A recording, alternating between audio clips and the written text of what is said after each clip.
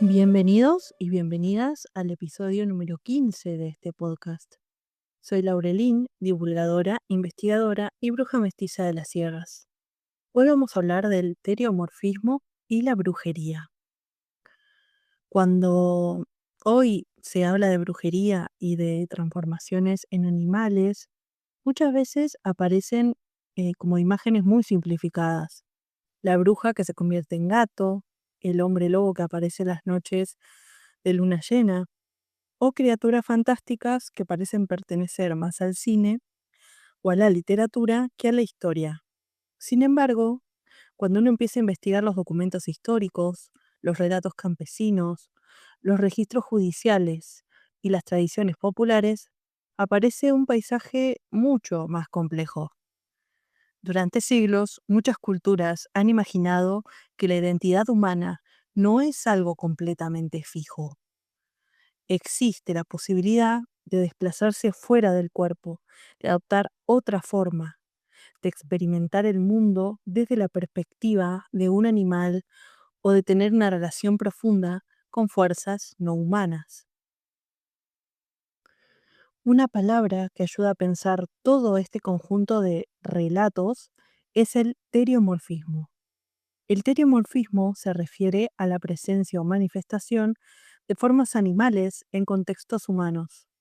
Puede significar que una figura humana adopta características animales, que un espíritu aparece bajo forma animal o que una persona experimenta una transformación simbólica o espiritual donde lo humano y lo animal se mezclan. En muchas tradiciones religiosas antiguas, los dioses mismos aparecen bajo formas animales o híbridas. Pero en el contexto de la brujería europea o de la brujería en general, el teriomorfismo aparece especialmente ligado a la idea de la transformación nocturna, de viaje espiritual o de presencia de animales asociados a ciertas personas. Uno de los historiadores que más profundamente investigó estas cuestiones es Carlo Ginzburg. En su libro Éxtasis, descifrando la aquelarre de las brujas y The Night Battles, analizó documentos inquisitoriales y archivos judiciales de distintos lugares de Europa. Lo que descubrió fue que muchas de las personas acusadas de brujería describían experiencias que no coincidían exactamente con la imagen demonológica que los jueces esperaban escuchar. En el noreste de Italia existía un grupo conocido como los Benandanti. Estas personas afirmaban que durante ciertas noches del año su espíritu abandonaba el cuerpo y participaba en combates espirituales para proteger las cosechas. Los Benandanti no decían ser brujos ni adoradores del diablo. Al contrario, afirmaban que luchaban contra fuerzas que amenazaban la fertilidad de los campos. Sin embargo, los inquisidores reinterpretaron sus relatos dentro del marco de la demonología. Poco a poco, a través de interrogatorios repetidos, estos relatos comenzaron a transformarse en narraciones de aquelarres, vuelos nocturnos y pactos demoníacos. Este proceso muestra cómo un conjunto de experiencias visionarias o creencias campesinas fueron interpretado dentro de un sistema religioso que necesitaba encajarlas dentro de la idea de la brujería. La imagen del aquelarre, por ejemplo, aparece con mucha fuerza en los procesos de brujería europeos. El aquelarre era descrito como una reunión nocturna donde las brujas se encontraban con el diablo, realizaban banquetes, bailaban y participaban en rituales extraños. Sin embargo, cuando los historiadores revisan con atención los documentos, aparece una posibilidad interesante.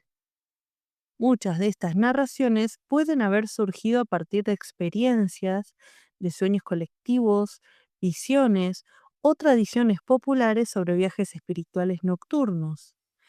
Es decir, el aquelarre podría ser en parte la reinterpretación demonológica de antiguas creencias sobre el desplazamiento del espíritu durante el sueño. Otro elemento importante en estas narraciones es el llamado vuelo nocturno de las brujas. Muchos testimonios recogidos en juicios describen a personas que afirmaban poder volar durante la noche para asistir a reuniones espirituales o para recorrer largas distancias. En algunos casos se hablaba de ungüentos especiales aplicados sobre el cuerpo o sobre ciertos objetos. Durante mucho tiempo, estos relatos fueron interpretados literalmente como vuelos físicos. Sin embargo, algunos historiadores sugieren que puede estar relacionado con estados visionarios inducidos por plantas o con experiencias oníricas intensas donde las personas sentían que su espíritu se desplazaba fuera del cuerpo. Aquí aparece otra figura muy importante para entender este universo simbólico, el animal familiar. En muchos juicios de brujería, especialmente en Inglaterra y en Escocia, se menciona que las brujas tenían pequeños animales que actuaban como intermediarios espirituales. Estos familiares podían aparecer como gatos, sapos, hurones o aves. Se decía que ayudaban a la bruja en sus prácticas mágicas y que recibían alimento o sangre a cambio de sus servicios. Sin embargo, cuando se observan estas narraciones dentro del contexto del folclore europeo, también puede interpretarse como una forma de expresar la presencia de espíritus auxiliares o de dobles animales asociados a una persona. El tema del doble es fundamental para comprender estas historias. El medievalista Claude Lecoté estudió durante décadas las creencias populares europeas sobre la multiplicidad del alma. En muchas tradiciones medievales se creía que el ser humano no estaba compuesto únicamente por un cuerpo físico y un alma única. Existían distintas partes del alma que podían separarse temporalmente del cuerpo. Durante el sueño, por ejemplo, el espíritu podía abandonar el cuerpo y desplazarse por otros lugares. Algunos relatos medievales cuentan que si alguien observaba a una persona dormida, podía ver salir de su boca o de su pecho un pequeño animal, como por ejemplo una mariposa, un ratón o un insecto. Este animal representaba el alma o el doble de la persona. Si el cuerpo era movido antes que este pequeño animal regresara, la persona podía enfermar o morir. Esta idea muestra que el alma era imaginada como algo capaz de adoptar forma animal. De esta manera, muchas historias sobre transformaciones podrían interpretarse no como cambios físicos del cuerpo, sino como manifestaciones del doble en forma animal. El hombre lobo es otro ejemplo interesante. En la tradición europea existen muchas historias sobre personas que se convierten en lobos durante la noche. A veces se describe esta transformación como una maldición, otras como un poder adquirido mediante rituales. Sin embargo, en algunos relatos antiguos, el hombre lobo no es simplemente un monstruo sanguinario. Aparece como una figura liminal que habita entre dos mundos, el humano y el animal. Algunas historias incluso sugieren que el espíritu del hombre lobo se separa del cuerpo y adopta forma animal mientras el cuerpo permanece dormido. Otro historiador que analizó estas tradiciones desde una perspectiva comparativa es Ronald Hatton.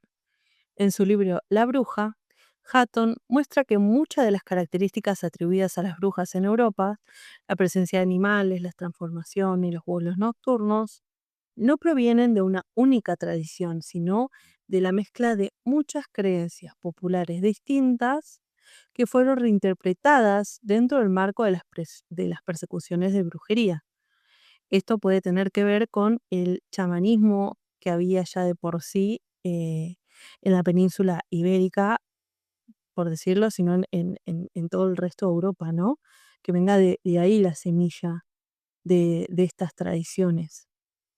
Cuando ampliamos la mirada hacia América, el panorama se vuelve todavía más interesante. En muchas culturas indígenas, la relación entre humanos y animales no se entiende como una separación absoluta. En Mesoamérica, por ejemplo, existe la figura del nahual. El nahual es una persona que posee un vínculo especial con un animal y que puede transformarse o manifestarse a través de él. En algunas tradiciones se cree que cada persona nace con un animal espiritual que comparte su destino. En otras, ciertos especialistas rituales poseen la capacidad de adoptar forma animal durante la noche. En los Andes y en el noroeste argentino aparece la figura del Uturuncu, literalmente hombre tigre. En algunos relatos populares, Uturuncu es una persona que puede transformarse en jaguar o puma durante la noche. A veces aparece como una figura temida, otras veces como un especialista ritual con conocimientos particulares. Y estas historias, digamos que muestran que la transformación animal no es exclusiva del imaginario europeo sobre la brujería. En la Amazonia aparece otra forma de pensar la relación entre humanos y animales. En el libro La caída del cielo, narrado por el chamán Yanomami David Copenagua, junto al antropólogo Bruce Albert, describen un mundo donde los animales son considerados personas de otro tipo. Desde su punto de vista, los animales se perciben a sí mismos como humanos. La diferencia entre especies depende del cuerpo que cada uno posee, no de una diferencia absoluta en el espíritu. Los chamanes pueden entrar en contacto con espíritus llamados sapiri o kapiri, entidades que muchas veces aparecen bajo formas animales o híbridas. A través de cantos, sustancias rituales y estados visionarios, los chamanes establecen contacto con estos espíritus y participan en viajes donde el mundo visible y el mundo espiritual se entrelazan. Cuando se comparan todas estas tradiciones, las historias europeas de brujería, las creencias medievales sobre el doble, los relatos de hombre lobo, las tradiciones mesoamericanas sobre el nahual y las cosmologías amazónicas, el perro negro y la versión también en Argentina, aparece un patrón común. Muchas culturas han imaginado que la identidad humana no es completamente estable.